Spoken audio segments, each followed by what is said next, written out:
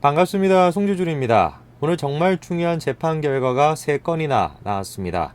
오늘 저는 영상을 통해 가지고 그 3건의 재판 결과에 대한 얘기를 조금 말씀드리고자 합니다.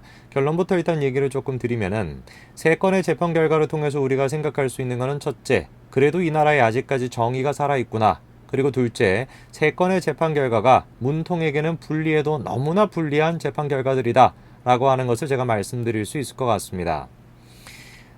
이번에 동아일보를 통해 가지고 공개가 된 공소장의 내용을 살펴보신 분들은 아시겠습니다만, 공소장에 보게 되면 적폐청산에 대한 얘기가 나옵니다. 이 적폐청산이라고 하는 것은 문통이 원래 처음부터 지금까지 계속해서 주장하고 있는 것은 자신들의 어떤 정체성이다라는 것이거든요. 부조리함, 그런 것들을 내가 몰아내겠다라고 하는 마치 대단히 정의로운 듯한 그런 모습을 보여주고 싶어가지고 처음부터 지금까지 계속해가지고 적폐청산이라고 하는 것을 마치 주문처럼 계속해서 외치고 있죠. 그러나 우리가 2년 반 조금 넘는 이 시간 동안에 느끼는 바가 정확하게 얘기해 주는 것은 이 적폐청산이라는 것이 그들이 주장하는 것처럼 정의로운 어떤 수단이 아니라 철저하게 정무적 판단에 입각한 자신들의 정치적인 이익을 위해 가지고 그런 허울 좋은 정의를 내세운 것 뿐이었다라는 걸 우리가 정확하게 느끼고 있지 않습니까? 실제로 공소장의 내용도 보시게 되면은 그 적폐청산이라고 하는 것을 자신들의 어떤 정치적인 목적을 위해 가지고 사용했다라는 것을 정확하게 거기에 이제 명시가 되어 있죠. 이 적폐청산이라고 하는 것은 여러 가지 갈래길이 있었습니다만 그 갈래길 중에 한 가지가 바로 사법농단이라는 것이었고, 그 사법농단에서 중요한 부분을 차지하고 있는 것이 양전대법관도 마찬가지로 거기에 관련이 되어 있죠. 이 사법농단이라는 거, 양승태 전 대법관과 관련되어 있는 사법농단이라는 것도 실질적으로는 아무것도 아닙니다. 당시 이제 그 박 전 대통령 당시에 일본 정부와의 어떤 그 우호적인 관계를 위해 가지고 이 뭔가 논란이 될 수 있는 그런 주제들을 나중으로 조금 미루자. 지금 이거를 만약에 우리가 결정을 내리게 된다면은 양국 간의 관계 자체가 파국으로 빠질 수가 있으니까 섣부르게 이것을 빨리 결정을 내리지 말고 나중으로 조금 이제 이거 판결을 좀 미루자라고 했던 것이 지금 이제 양전 대법관과 관련돼 있는 사법농단의 내용입니다. 말도 안 되는 내용이죠. 그렇죠? 충분히 우리가 외교적으로 생각을 해봤을 때 합리적인 결과라고 우리가 생각해 볼 수 있고 합리적인 어떤 측면이라고 고려해 볼 수 있는 요소인데 이거를 마치 적폐청산의 대상처럼 몰아가지고 마치 일반인들이 봤었을 때 같은 경우는 대단한 뭔가 잘못을 저지른 것처럼 착각하게끔 그렇게 이제 만들어 놨죠. 그거와 관련된 것도 이번에 재판 결과를 통해 가지고 우리가 다시 한번 확인해 볼 수가 있습니다. 자, 그러면 일단 첫 번째 재판 결과부터 같이 한번 좀 보시죠. 자, 사법농단 의혹을 받았던 판사 3명이 모두 무죄 선고를 받았습니다. 자, 이번에 무죄 판결을 받은 분은 3분의 판사님인데요. 첫 번째 같은 경우는 신광열 서울고법 부장판사, 두 번째는 조희연 서울 북부지법 수석부장판사, 그리고 세 번째는 성창호 서울 동부지법 부장판사입니다. 세 분과 관련되어 있는 혐의는 다음과 같았었습니다. 신 부장 등이 2016년 검찰의 정로 게이트를 이제 수사가 확대되는 걸 막기 위해 가지고 수사 기밀을 수집해 가지고 임종원 당시 법원행정처 차장에게 그 관련된 내용을 누설했다라고 하는 혐의를 받았었던 것이죠. 그리고 당시 이제 신 부장은 서울중앙지법 형사수석부장이었고 조희연 성창호 부장은 같은 법원의 영장 전담 법관이었던 것입니다. 자, 하지만 법원은 오늘 다음과 같이 판결을 내렸습니다.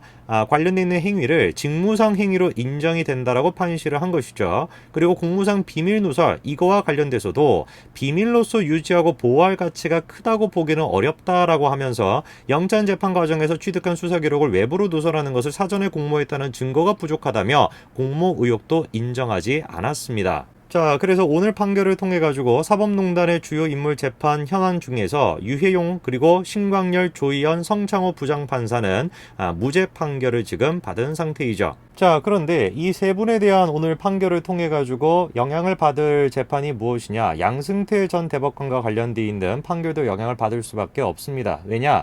이 세 분의 혐의가 마찬가지로 양승태 전 대법관의 혐의에도 같이 이제 들어가 있기 때문에 이분들의 혐의가 무죄를 받았다라고 판사라고 한다면 당연히 양승태 전 대법관의 혐의도 마찬가지로 무죄가 나올 수밖에 없는 구조인 것이죠. 그리고 이제 양승태 대법원의 판결에 또 영향을 줄 수 있는 것이 무엇이냐면 바로 이수진 전 부장판사와 관련돼 있는 것도 영향을 줄 수가 있는데요. 이 이수진 전 부장판사가 누구냐? 2018년도 현직 판사 신분으로서 방송 인터뷰에 나와가지고 현재 지금 양승태 전 대법원장과 관련돼 있는 사법농단 그거 자체를 처음으로 제기했던 사람이 이 전 판사입니다.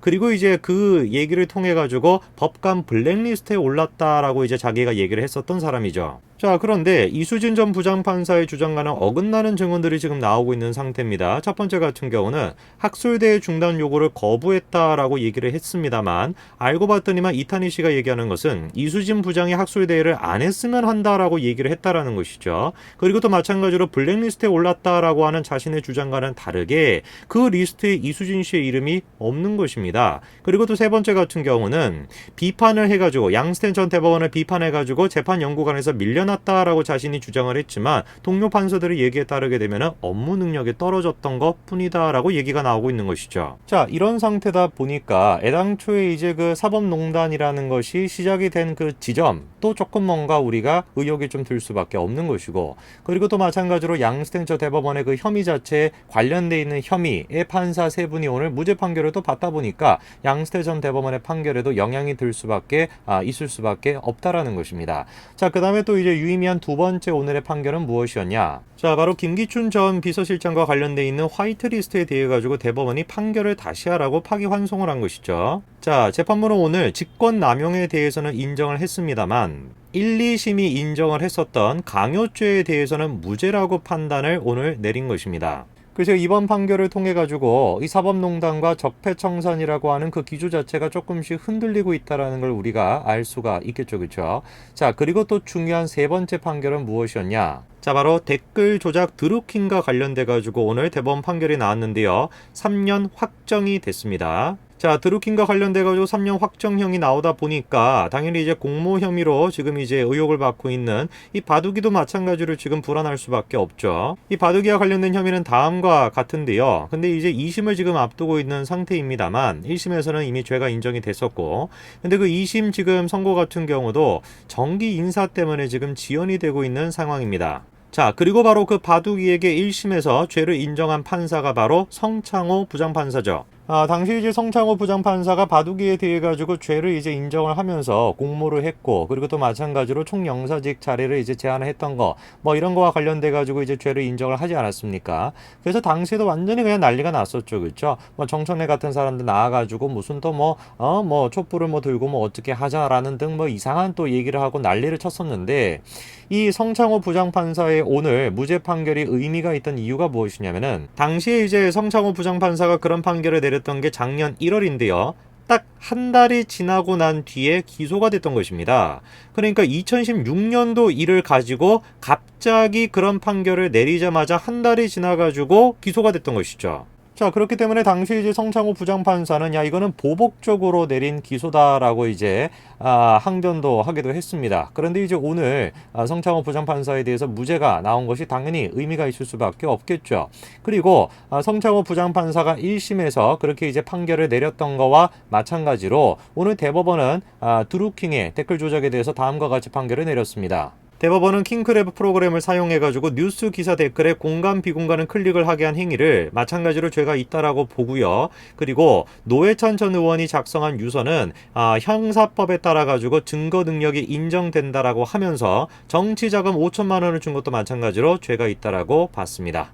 자, 오늘 이렇게 세 건의 제가 재판 결과를 쭉 말씀을 드렸는데요. 어떻습니까? 아마 영상을 보시는 대부분의 분들 같은 경우는 야, 그래도 정의가 살아있구나 라는 생각이 드실 것 같고, 자, 그리고 어떤 한 분은 조금 등골이 시리지 않을까, 점점 자신의 어떤 최후가 다가온다라는 생각을 하고 있지 않을까, 그런 생각이 좀 듭니다. 오늘까지 말씀드리겠습니다. 감사합니다.